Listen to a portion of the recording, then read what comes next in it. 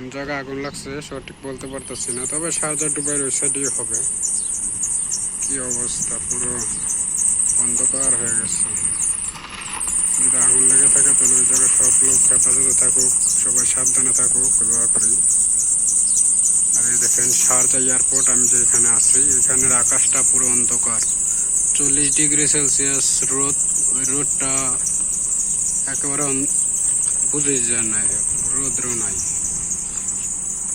কি অবস্থা দেখছেন, পুরো আকাশটা অন্ধকার হয়ে গেছে,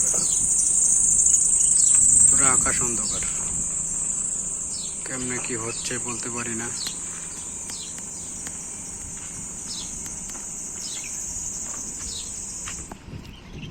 ওই এসের থেকে ধোঁয়া উঠতেছে, এটা স্পষ্ট বোঝা যাচ্ছে। হয়তো বা সানায়া দুবাই থেকে বা সানায়া ওই সাইড থেকে হতে পারে।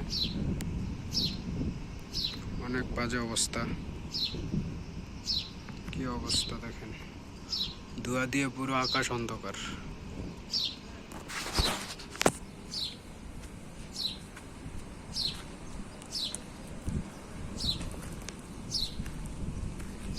এই দেখেন, এই যে আমরা এই জায়গায় থাকি, এই জায়গায় তখন অনেক রোদ আসছিল, কিন্তু এখন কোনো রোদ টোদ কিছুই নেই, পুরো অন্ধকার।